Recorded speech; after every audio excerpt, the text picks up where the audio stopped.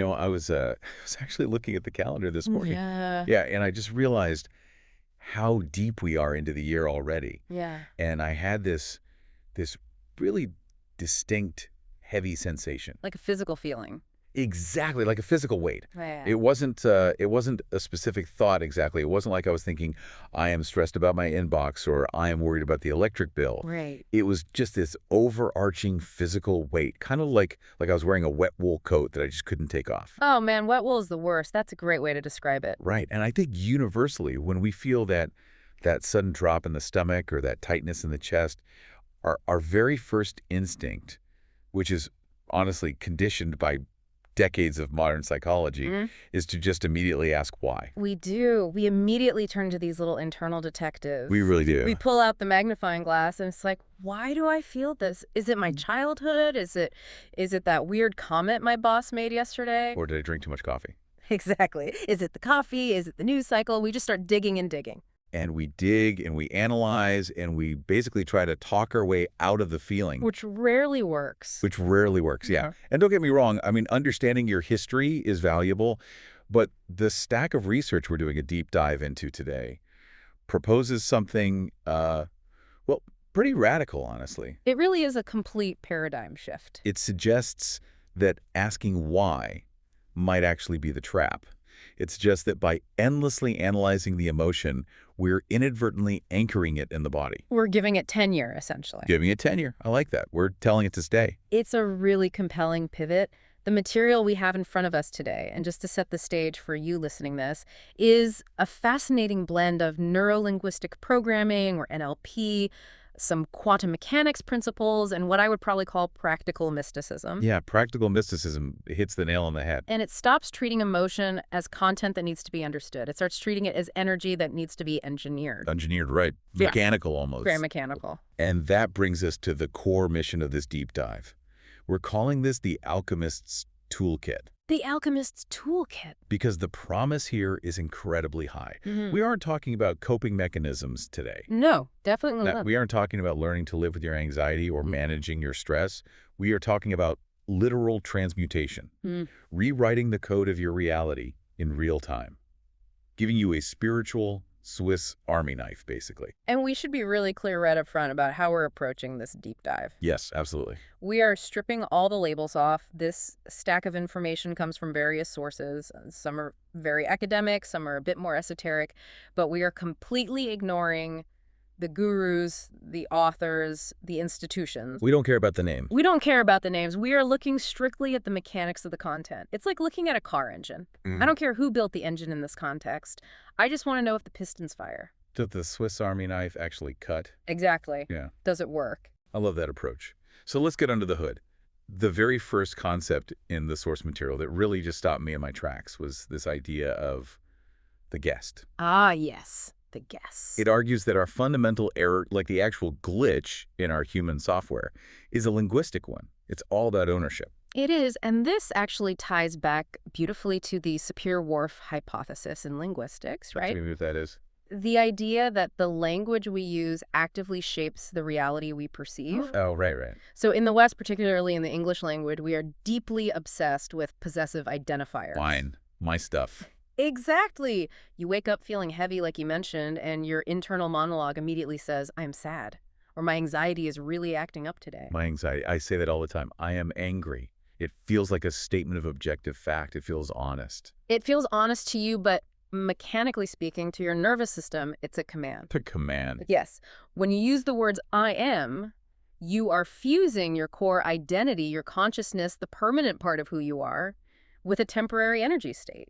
You're merging them. You're telling your entire biology this anger is not just passing through, it is who I am. You're building a house for it. Wow. You are literally identifying with a weather pattern that's just passing through the sky. So the alternative proposed by the material is what? Just dissociation. Because honestly, that sounds a bit like denial to me. Like saying I'm not sad, I'm fine, everything's fine. That feels a bit like toxic positivity. No, and that is a crucial distinction to make. It is not denial at all. It's accuracy. Accuracy. The source suggests we shift our internal language to something like there is sadness in this space. There is sadness in this space. Or I am experiencing a wave of anger. The analogy they use, which I think is brilliant, is the muddy footprint. Oh, right. It's totally clicked for me when I was reading it. If I walk into my living room and I look down and I see a massive muddy footprint on my nice clean rug, I don't look at it and start screaming, I am the mud. Right, you don't have an existential crisis. I don't believe my actual identity has somehow merged with the dirt on the floor. I just look at it and say, oh, look, there's mud on the rug. I should probably clean that up. Precisely. The mud is distinct from the house. By using disidentification, which is the technical term the source uses here, you create a gap. A buffer zone. A buffer zone between the observer, which is you, and the event, which is the emotion. And it's strictly in that gap that you gain the power to actually do something about it. Because as long as you are the mud, you can't clean the mud. You can only be it. You can't operate on a system that you are completely entangled with. Okay, so we step back, we see the mud, we acknowledge the feeling without signing a 10-year lease for it. But feelings aren't just inert mud.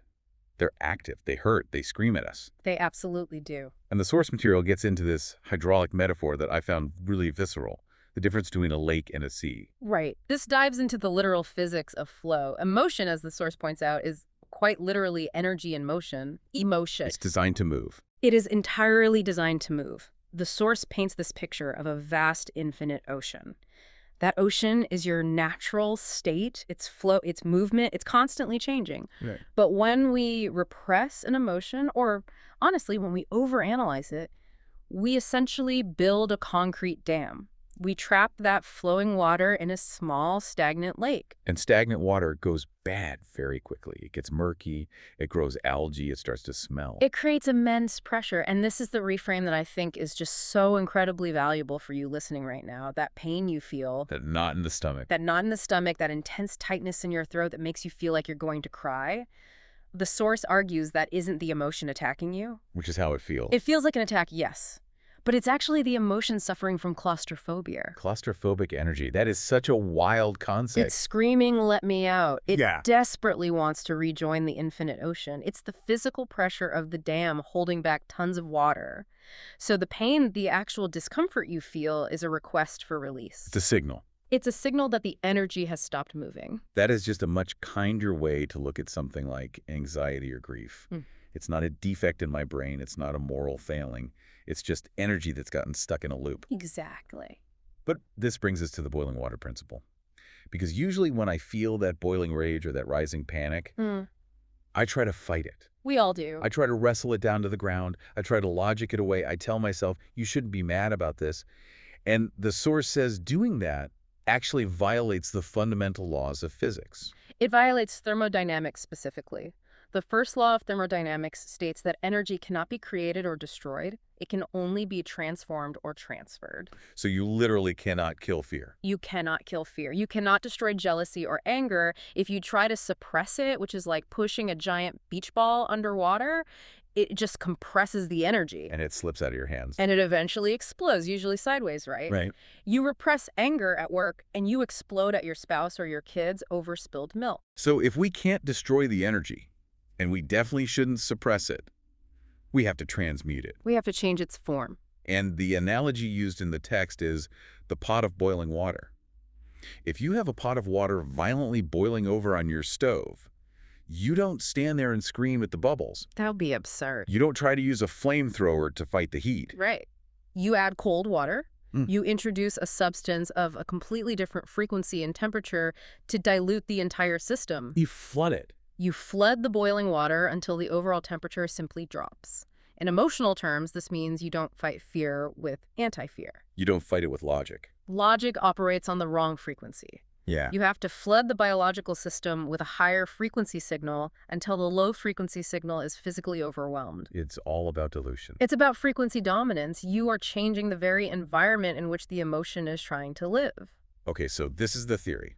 And I'm entirely with you on the theory. It makes perfect logical sense. But let's move to the practical side. The toolkit. The Alchemist's Toolkit. The source gives us 4 highly specific ways to pour that cold water.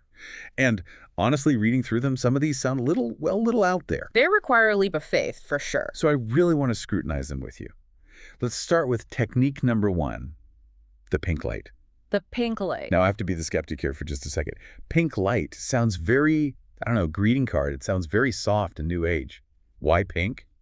And why light? It does sound soft. It almost sounds childish on the surface. And I think that's why so many logically minded people dismiss it immediately.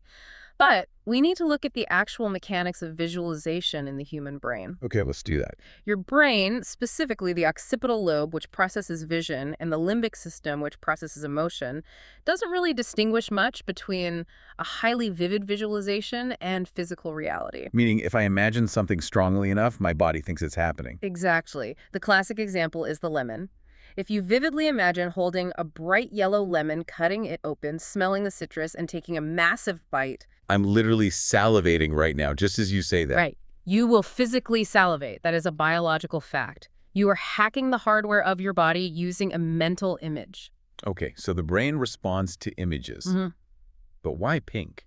In color therapy and also in the ancient chakra systems, which this specific source borrows quite heavily from pink, is recognized as the frequency of unconditional enveloping safety. Safety. It is the ultimate antidote frequency to fear. So pink is the cold water. It is the universal solvent for panic. The entire technique is designed to be a rapid frequency override. Walk us through the protocol. How do you actually do it? Okay, so imagine you are in a highly stressful situation.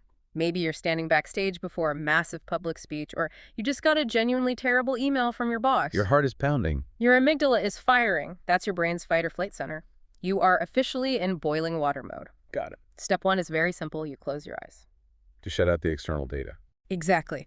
Step 2, you visualize a localized source of intense glowing pink light right in the center of your chest, in the heart space. Okay. Step 3, and this is the part where most people fail. You don't just watch the light like a movie. You have to embody it. The source specifically said you have to let it saturate your DNA. And yes, you visualize this pink light moving physically through your bloodstream. You see it sinking into your bone marrow. You imagine it literally rewriting the cellular structure of your body. Wow. And then you expand it. You push the light outward so it fills the room you're in. Then it fills the entire building. You stop being a victim of the environment and you become a generator of this specific frequency. The source actually compared this state to the Superman effect. The Superman effect, yes.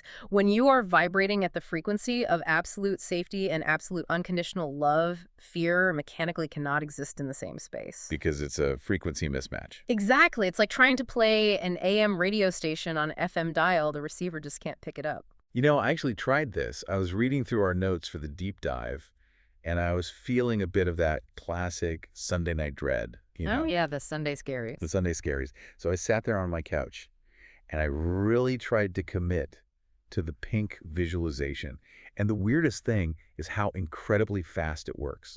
The source says it takes 15 seconds. That is the whole utility of this tool. You don't need to roll out a yoga mat. Yeah. You don't need a meditation cushion or an hour of silence. You can literally do this in a bathroom stall before a meeting. It's a pattern interrupt. It is a severe pattern interrupt. You are manually reaching in and switching the channel of your autonomic nervous system from sympathetic, which is the fight or flight panic mode, to parasympathetic, which is the rest and digest safe mode. You're hacking the biology. You're hacking the biology and using a very specific image as the user interface. There was one detail the source emphasized that I think we really need to highlight. It said, do not check to see if it's working. Yes. That is the fatal error of visualization. Why is that fatal? Because if you are visualizing the pink light and then every 5 seconds you stop a kit, check your gut and ask yourself, is the fear gone yet?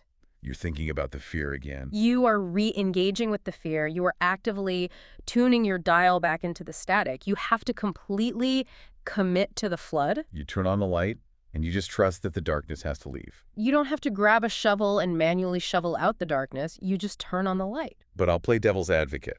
That requires a massive amount of trust. It feels very counterintuitive. Because when I'm in pain, when I'm anxious, my biological instinct is to monitor the pain, to watch the threat. Of course it is. That's a very old survival instinct keeping you alive. But in this context, the survival instinct itself is the boiling water. To cool it down, you have to deliberately ignore the boiling and focus entirely 100% on the cold water. You have to immerse yourself in the solution so deeply that the problem essentially drowns. Okay, so the pink light is for general overwhelm. It's like a broad-spectrum antibiotic for stress. What about the really heavy stuff? The deep trauma. The specific, deep, gut-wrenching pain. heartbreak, heavy grief, or that really insidious feeling of, I am simply not enough. Right. This brings us to technique number 2, Mm-hmm. the heavy stone. And this is pure NLP. It is entirely rooted in neuro-linguistic programming. This is what we call somatic objectification. Somatic objectification. Break that down for us. Here is the fundamental problem with the human brain. It is terrible at processing abstract concepts. Really? Yes. Yeah. If I sit you down and tell you to internally process the concept of abandonment, your brain is going to spin its wheels. It doesn't know what abandonment looks like or feels like to touch. It's just this vague, terrifying, ominous cloud. Right. I can't grab abandonment. But if I tell your brain to process a rock, your brain says, oh, easy. I know exactly what a rock is. I know how heavy it is. I can pick up a rock. I can throw a rock. I can smash a rock with a hammer. So we are tricking the brain by taking an abstract emotional feeling and turning it into a physical, tangible thing. Exactly. We give the brain an object it can manipulate. So this starts with the diagnostic phase. Let's walk through it. You feel that sharp stabbing pain in your heart, or that terrible sinking hollow feeling in your stomach. First, you have to locate it spatially. You ask yourself, where exactly is this in my physical body? And you might say it's sitting dead center in my chest. Right. Then you begin to give it physical attributes. You ask if this awful feeling had a specific shape, a color, and a texture, what would it be? And the source points out that almost universally it manifests as a black stone. It is truly uncanny.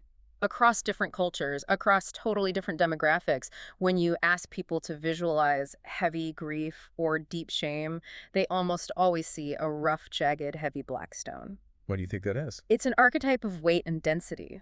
And often they perceive this stone as being massive. The source notes that people often feel the stone in their chest is bigger than their own physical organs. Which perfectly aligns with the language we use. We say, my heart feels so heavy today. It's not just poetic metaphor. It is a somatic reality that your brain is mapping. So you've located this giant black rock in your visualization. It's sitting right there in your chest, physically blocking the flow of your energy. Now comes the part the source calls the magic hand. The extraction phase. This part felt a little, I don't know, a little Harry Potter to me. But walk us through how this extraction is supposed to work. You have to deeply empower yourself within the visualization. You imagine a hand, and it could be a hand made of brilliant white light. It could be a powerful robotic arm, whatever makes you feel strong and capable. Okay. And you visualize that hand reaching directly into your own torso. You reach inside yourself. You reach in and you firmly grab that jagged black stone. And here is a highly critical instruction from the source material. It warns that the stone might resist. Resist? How does a rock resist? In your mind's eye, you might find that the stone has grown roots into your ribs. Or it's covered in sticky tar and it doesn't want to budge. That honestly sounds terrifying. Finding out the pain is rooted in you. It's a reflection of your own psychological resistance. It is the part of your ego that actually wants to hold on to the pain because the pain feels familiar. It feels like part of your identity. The muddy footprint again. Exactly. So the source is very explicit here. It says use force. Be aggressive with it. Don't be gentle. This is not a time for gentle meditation. You grip that stone and you violently rip it out of your chest. Yeah. You physically enact the decisive removal of the trauma. And then what? You're holding this heavy psychic rock. You throw it into the void. You visualize hurling it out into the infinite darkness of outer space. You stand there and you watch it get smaller and smaller and smaller until it completely vanishes into nothingness. It's gone. It's gone. But we aren't done yet. Right. There was a major warning here. The source stated that nature abhors a vacuum. This is where a lot of amateur visualization practice completely fails. If you do the work to rip out a massive, dense energy block like that stone, and you just leave a gaping energetic hole in your chest, your subconscious mind is going to panic. Because it feels empty. Now, it feels vulnerable, and it will frantically try to fill that empty void with something. And usually it just grabs the nearest available anxiety or fear to plug the hole. So you have to consciously refill the space yourself? You must refill the space. The recommended technique is to visualize a brilliant golden waterfall. It pours down from above, enters through the crown of your head, the top of your skull washes down through your mind, your throat, and completely fills that crater in your chest with warm liquid light. And the smell. I have to bring up the smell. This was my absolute favorite detail in the entire document. The detergent trigger. The olfactory trigger, yes. Seems so weirdly specific and mundane that I actually had to laugh out loud, but there is real hard science behind this, isn't there? There is profound science here. This is the ultimate biohack element of the toolkit. Your olfactory bulb, the part of your brain that processes your sense of smell, is the only human sense that completely bypasses the thalamus. Which means what exactly? It means it goes straight into the amygdala and the hippocampus. It is a direct, unmediated hard line to your emotional memory center. So it's a shortcut. It's the fastest shortcut we have. So the source suggests that while you are visualizing this golden light filling your chest, you should explicitly try to hallucinate the smell of fresh laundry. Or even bleach. Why laundry, though? Why not roses or lavender or something traditionally calming? Because for almost every human being on Earth, that specific synthetic smell is deeply culturally associated with the concept of clean. Sanitized. Sanitized, fresh, sterile. By actively hallucinating that detergent smell, you are firing a chemical signal deep into your primal brain that says this site has been decontaminated. It's clean. It seals the deal. It completely seals the deal. It engages a totally different sensory pathway in the brain to lock the visualization into your physical memory. It's literally like scrubbing the hard drive. I love that so much. Okay, let's keep the momentum going. Yeah. We've got the pink light for the massive flood of safety. We've got the heavy stone for the deep extraction of localized pain. But what about the monkey mind? I'm talking about a cognitive loop. You're lying in bed, it's 2 a.m., you're staring at the ceiling, and your brain is just relentlessly chanting, you're a failure, you're a failure. Or, they hate you, everyone hates you. The spiral. The spiral. You can't really extract a stone in that moment because it's not a stone. It's not a heavy feeling in the chest. It's a script running in the head. Exactly. This calls for technique number 3, blowing away the script. Blowing away the script. This is designed to be a rapid 30-second cognitive interrupt. Okay, how does it work? Step 1 is you have to identify the core keyword of the loop. Let's say your brain is spinning out about a mistake at your job, and the loop is, I'm going to get fired, I'm going to get fired. The keyword is fired. Okay, I have the word. Step 2, you visualize that specific word written out in massive, bold, thick black letters on a giant whiteboard inside your mind. Or, if it helps, you can visualize it tattooed right on your forehead. You literally turn the abstract thought into flat text. Yes. You demote its status. It stops being a terrifying, undeniable fact about your reality, and it just becomes ink on a board. Ink is manageable. Reality is overwhelming. That's a great reframe. Step 3, you take a massive, deep diaphragmatic breath. You completely fill your lungs. Okay. Step 4, you exhale with absolute hurricane force. And in your mind's eye, you watch that powerful wind hit those bold black letters on the whiteboard. And blow them away. They don't just slowly fade out. You visualize the letters violently turning into dust and scattering. You physically blow the letters off the board. And what if they just reappear? What if the loop starts again? You do it again. You take another breath and you blow them away again. You keep blowing until that board remains blank. Why does something so simple actually work mechanically? Mechanically, it works because you are aggressively combining a physiological breathing exercise, which inherently calms the vagus nerve and downregulates the nervous system, with a specific visualization that emphasizes your personal authority over the intrusive thought. Your authority. Yes. You are the wind. The thought is just fragile dust. It breaks the hypnotic trance of the anxiety spiral. It restores the hierarchy of the mind. I am the thinker, and you are merely the thought. That's exactly it. It sounds so simple, but when you're in the heat of a panic attack, that distinction is literally everything. It's a difference between drowning and swimming. Okay, let's move to technique number 4. Mm-hmm. Now, this one is significantly heavier. It's much more complex. It is. The first 3 tools we discussed are essentially triage tools. They are for in-the-moment relief. But this 4th tool feels like open-heart surgery. It's called the timeline hug. This is the deep work. Lay out the premise for us. The fundamental premise here is that roughly 90% of what emotionally triggers you today, the sudden road rage you feel in traffic, the intense panic when a romantic partner seems a little distant, has absolutely nothing to do with the present moment. It's not about the traffic. It's never about the traffic. It is an echo. An echo. The source refers to this as childhood programming. You are currently running an emotional script that was installed in your subconscious when you were maybe 4 or 5 years old, usually by a parent or a primary caregiver. So we are essentially just reacting to our ghosts, not our actual current reality. Exactly. So to fix the glitch, you can't just try to think positively in the current moment. You actually have to time travel. Time travel. Mentally. The method they prescribe is called the spotlight. Okay. How do we use the spotlight? You sit down, you close your eyes, and you ask your subconscious mind to float backward in time to the absolute root memory. The very first time you ever felt this specific flavor of shame or fear. And the subconscious will just show you. It usually will if you're quiet enough. Maybe Yeah. a scene pops up and you see your father yelling at you over a spilled glass of milk. Maybe you see your mother ignoring you when you brought home a drawing. Right? You visualize that specific scene like a stage play, and you shine a massive, bright theatrical spotlight directly on that moment. You freeze the scene. Okay. Now, usually my instinct in a situation like that would be to fight the parent, to scream at them in the visualization, Yeah. to finally demand the apology that I never got in real life.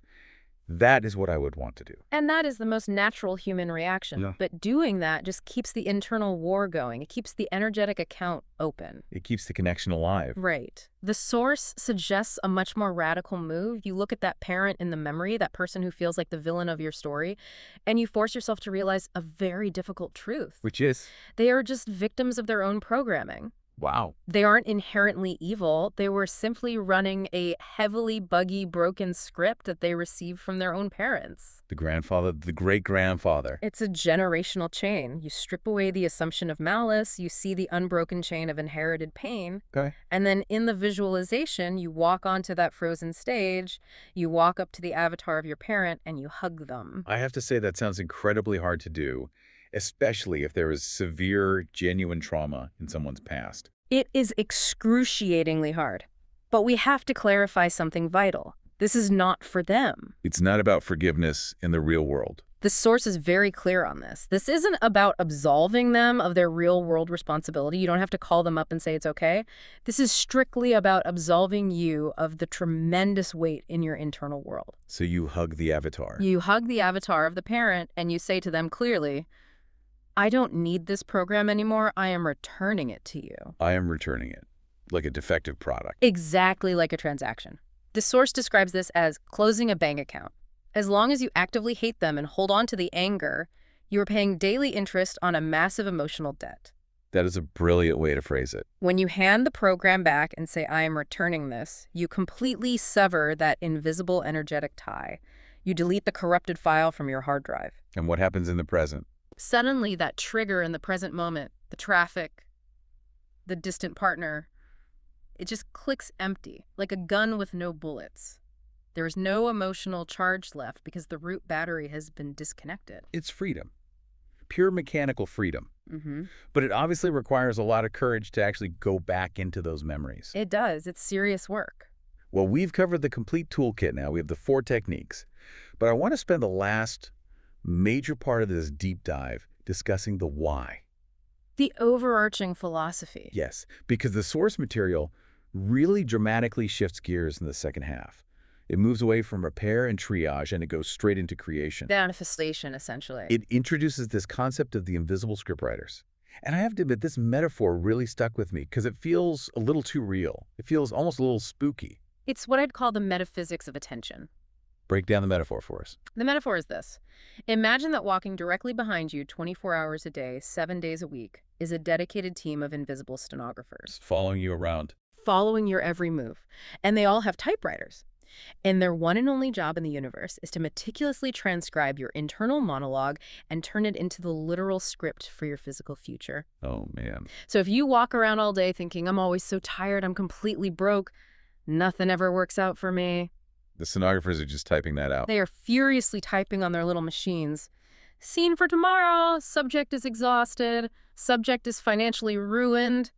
Plan a major failure event for 2 p.m. They are just incredibly dutiful employees. They don't judge the content. They just blindly manufacture it. Exactly. They do not understand sarcasm. They do not understand that you are just venting to a friend. They don't know the difference between a joke and a command. They just hear words and they build realities based on those words. So the implication is, if you change the monologue, If you change the monologue, if you suddenly start walking around saying, I am powerful, I'm highly creative, I am generating wealth, they have to type that new scene instead. they delete the old draft and say, okay, rewrite tomorrow's schedule. Make it a story about triumph, not a tragedy. This directly leads into the fork in the road concept that the author, or rather the source material, talks about. It implies that we are currently living through a massive split in reality. The two timelines theory. This is very prevalent in modern esoteric thought. Go to the two paths. Path A is the apocalypse timeline. It is the mainstream news cycle. It's climate collapse. It's political warfare. It's resource scarcity. It's absolute doom and fear. Right, the 2047 panic feed. Path B is what the source calls heaven. Now, crucially, this is not the place you go after you die. It's not a destination. It is a frequency that you choose to live in right now on Earth. Okay. And the source firmly advises, and this is definitely the most controversial part of the material, it advises you to completely ignore Path A, to fully and completely turn your back on the mainstream doom narrative. Then that is exactly where people get really hung up. That's where the pushback comes from. Yeah. Because frankly, it feels selfish. It sounds privileged. It does. It feels like saying, oh, the whole world is burning to the ground, but I'm just going to sit here and focus on manifesting my perfect parking spot and a nice coffee. Isn't that deeply solipsistic? Isn't that ignoring the very real suffering of millions of people? It absolutely feels that way at first glance, but the source uses a very compelling analogy to counter that specific argument, the 10th floor analogy. The 10th floor. Walk us through that. Imagine society is a massive skyscraper.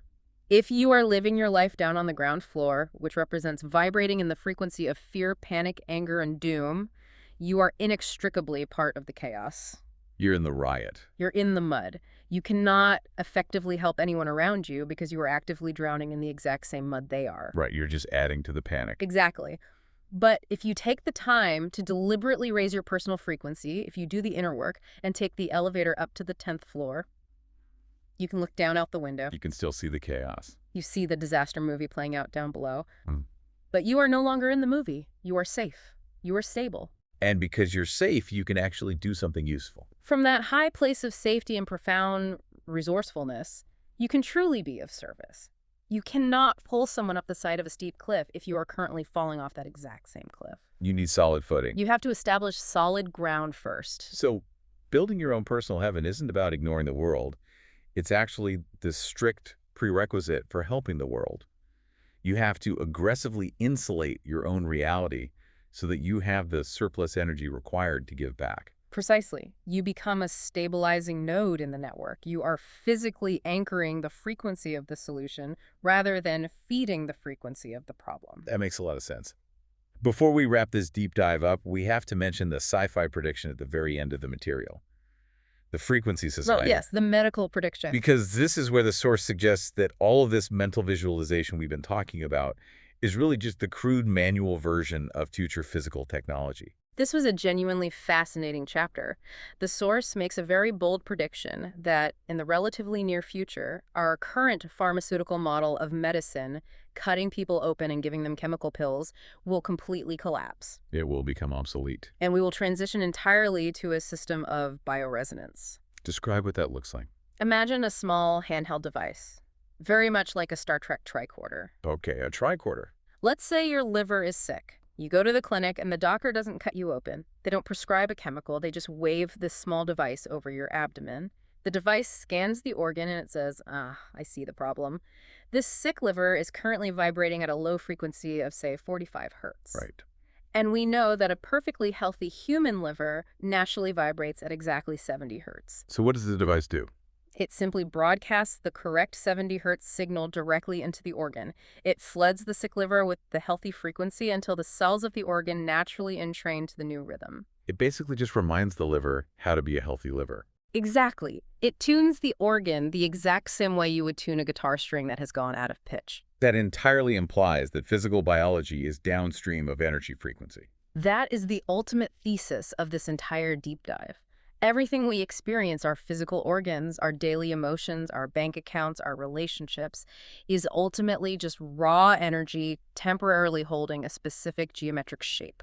And if you change the underlying frequency, you automatically change the physical shape. Yes. Now, obviously, we don't have those medical tricorders at our local pharmacies quite yet. Not yet. But the source passionately argues a very important point. You are the tricorder. Your mind is the device. Your focused consciousness, your specific visualizations, your pink light technique, that is the broadcast mechanism. Wow. You have the innate capacity to tune your own biology. You can tune your own nervous system. You can tune your entire life trajectory. You do not have to wait around for the FDA to approve the technology. You possess the technology right now. That is incredibly empowering. And honestly, it's a little daunting.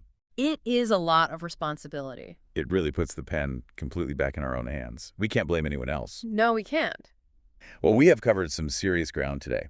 We've gone from dealing with muddy footprints on the rug to the invisible stenographers following us around. We've violently extracted black stones from our chests, and we've time traveled to hug our ancestors. It is a massive toolkit. It is. And if you listening right now are feeling just a little bit overwhelmed by this incredibly large menu, because frankly, this is a lot of heavy lifting for one day, where should they even begin? The explicit advice from the source is to not treat this like academic homework. Treat it lightly. Treating it like a heavy obligation completely kills the necessary high-frequency vibe. You just need to pick one tool, just one. Whichever one resonated most. Right. Did the pink light visualization feel intuitive to you? Yeah. Then use that. Did the concept of the heavy black stone make more sense to your practical brain? Use that one. Just put one single tool in your pocket today. Exactly. And the very next time you feel that hot boiling water rising in your chest, just pause and run a tiny experiment. Give it 60 seconds of your time. Play with the tool and see if you can manually shift the frequency of your own room. Treat the whole thing like a game. Just ask yourself, can I rewrite this specific scene right now? Keep it playful. Keep it playful. I love that.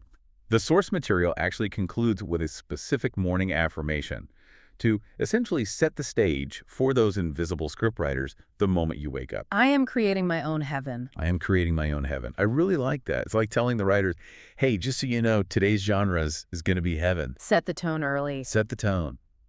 So here is the final provocative question for you listening right now, wherever you are.